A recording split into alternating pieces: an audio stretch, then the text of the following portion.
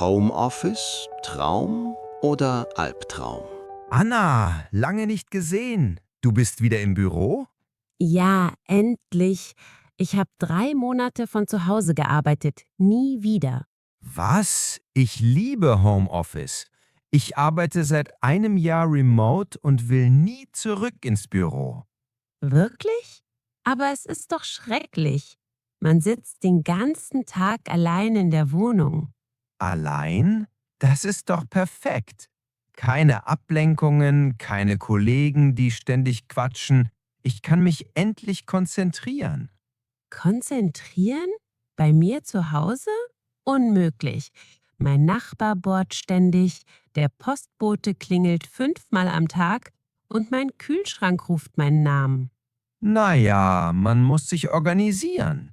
Ich habe feste Arbeitszeiten von 9 bis 5. Danach ist Feierabend.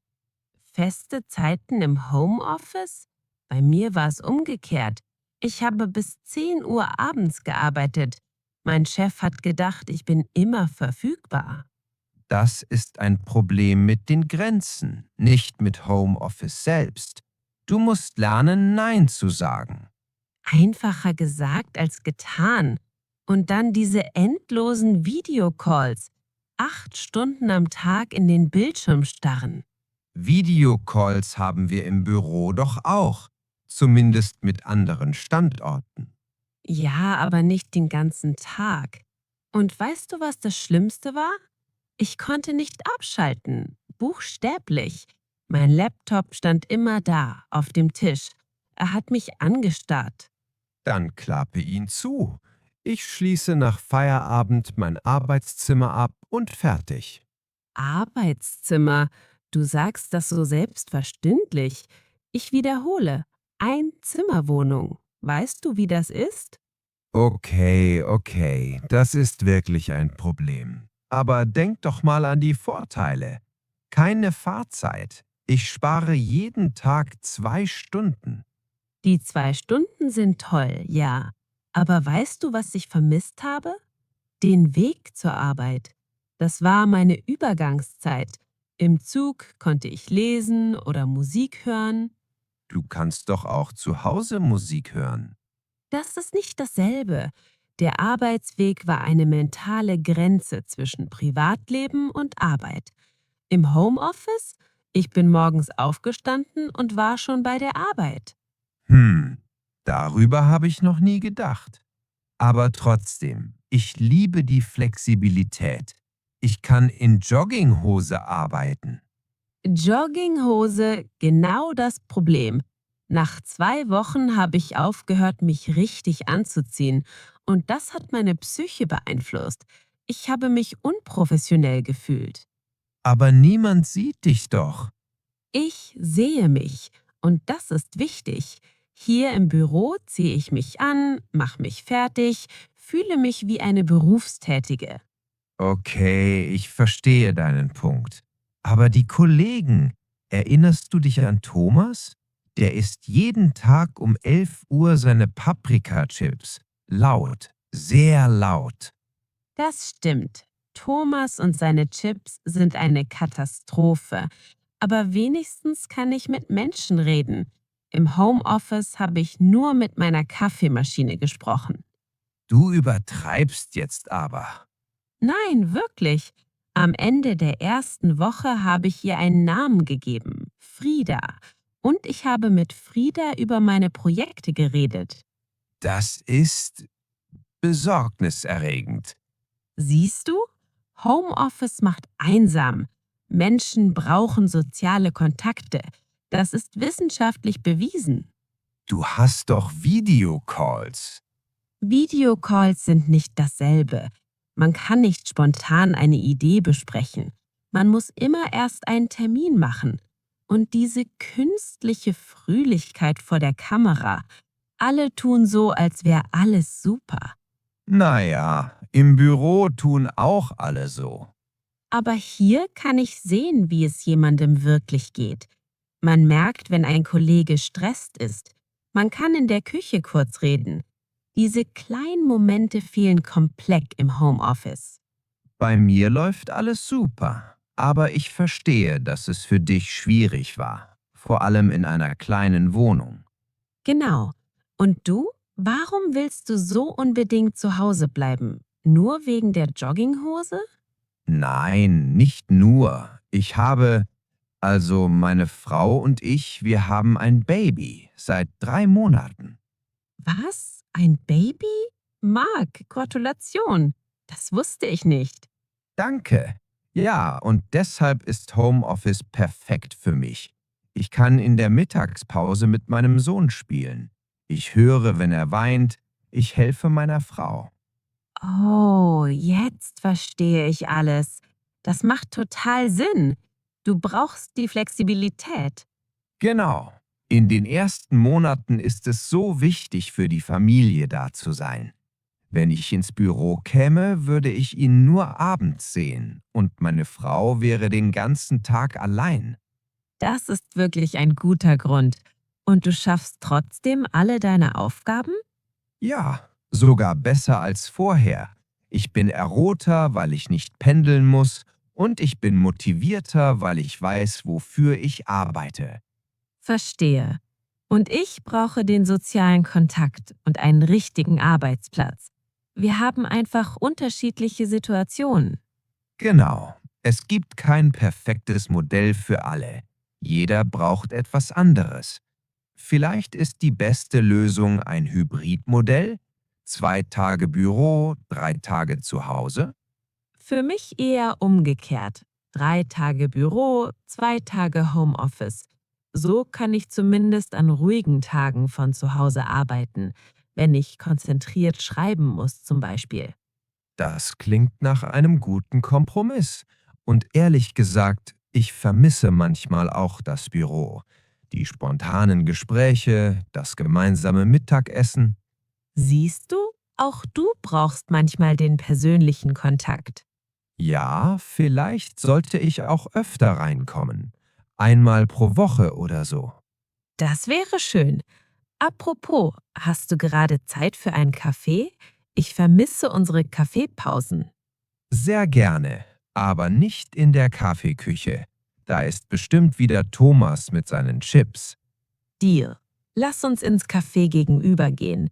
Ich lade dich ein als Willkommensgeschenk fürs Baby. Das ist nett von dir, aber ich zahle als Entschuldigung für unseren kleinen Streit. Das war kein Streit, das war eine produktive Diskussion. Und den Kaffee zahle ich trotzdem. Du musst dein Geld für Babywindeln sparen. Windeln sind wirklich teuer. Okay, du gewinnst, aber das nächste Mal zahle ich. Abgemacht. Und vielleicht zeigst du mir dann Fotos von deinem Sohn? Natürlich, ich habe mindestens 1000 auf meinem Handy. Wer macht was? Markus, wir müssen reden. Oh nein, das klingt ernst. Was habe ich gemacht? Du hast nichts gemacht. Genau das ist das Problem. Wie bitte? Ich helfe doch im Haushalt. Ach ja? Was hast du denn diese Woche gemacht? Naja, gestern habe ich gekocht. Du hast 2 Brote mit Käse gemacht. Das ist kein Kochen. Aber sie waren lecker. Und ich habe den Müll rausgebracht.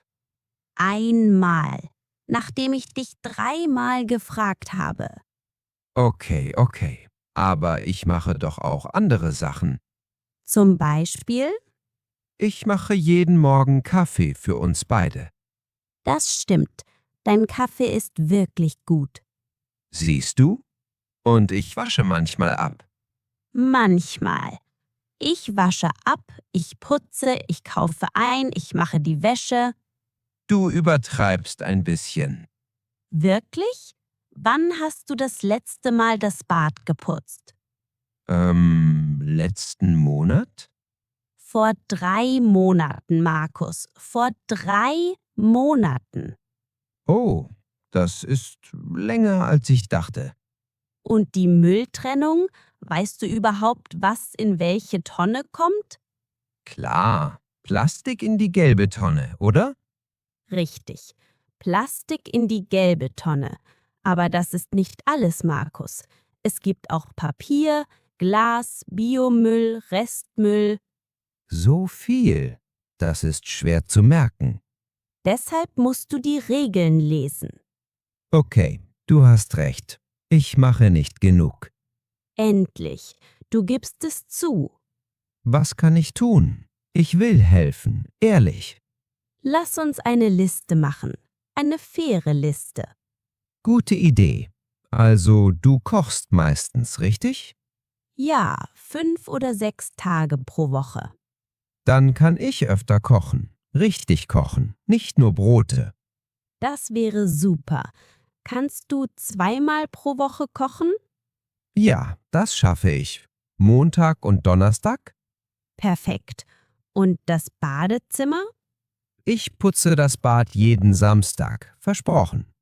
Und wie ist es mit der Wäsche? Maschine füllen, aufhängen, bügeln?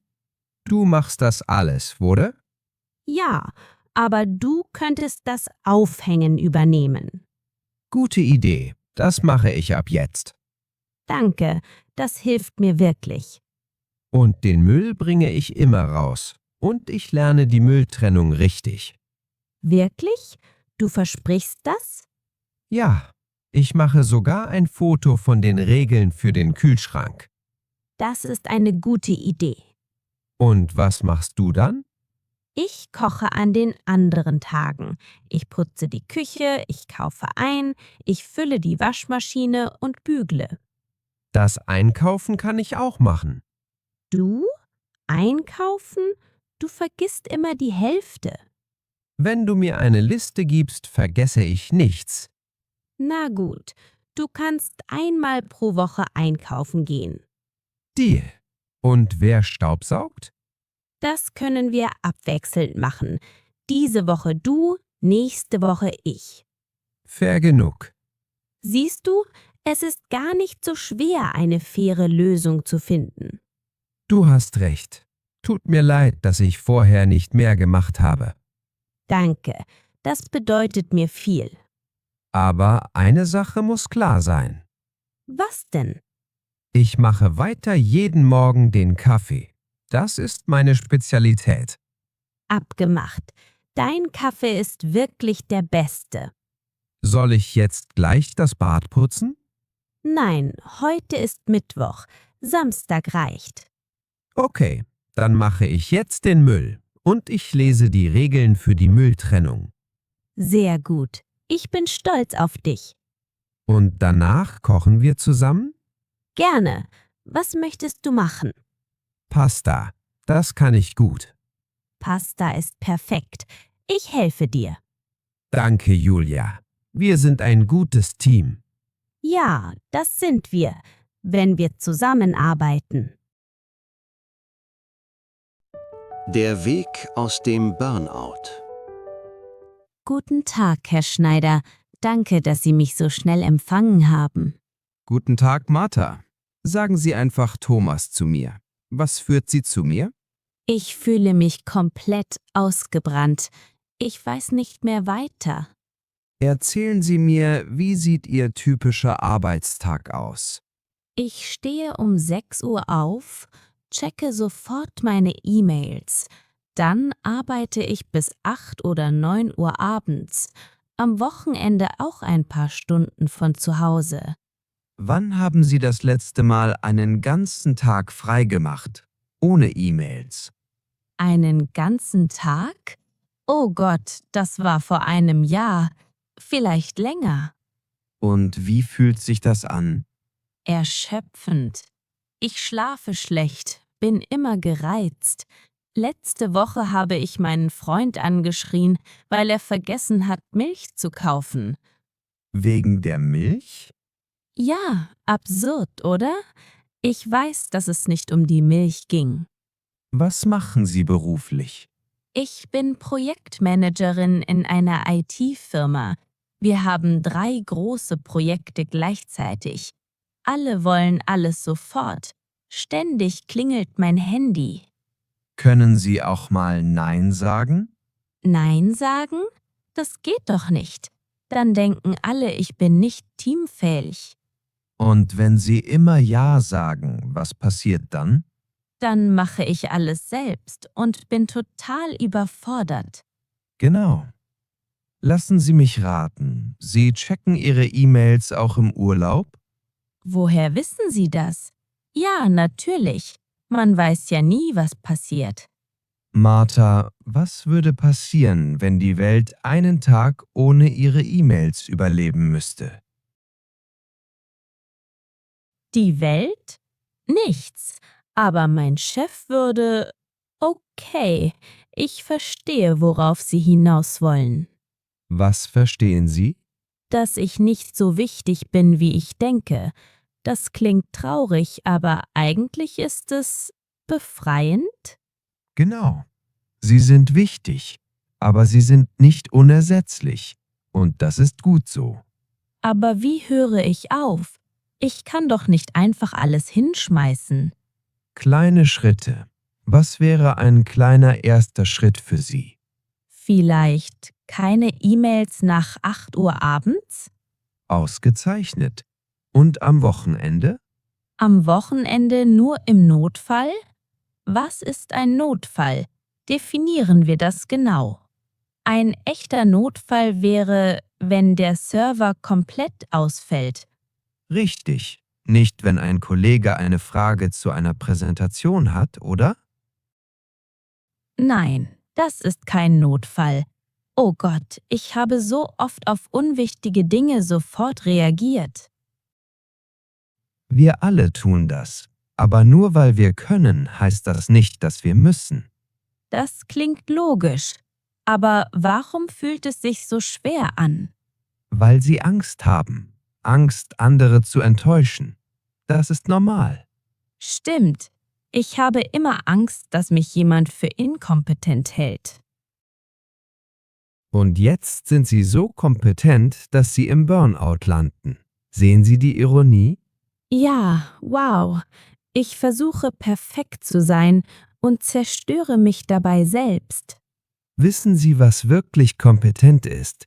Seine Grenzen zu kennen und zu kommunizieren. Meine Grenzen kommunizieren, das habe ich noch nie gemacht. Dann wird es Zeit. Wie könnten Sie das konkret umsetzen? Ich könnte meinem Chef sagen, dass ich nicht alle 3 Projekte gleichzeitig managen kann. Sehr gut. Und wie würden Sie das formulieren? Vielleicht, ich möchte qualitativ gute Arbeit leisten.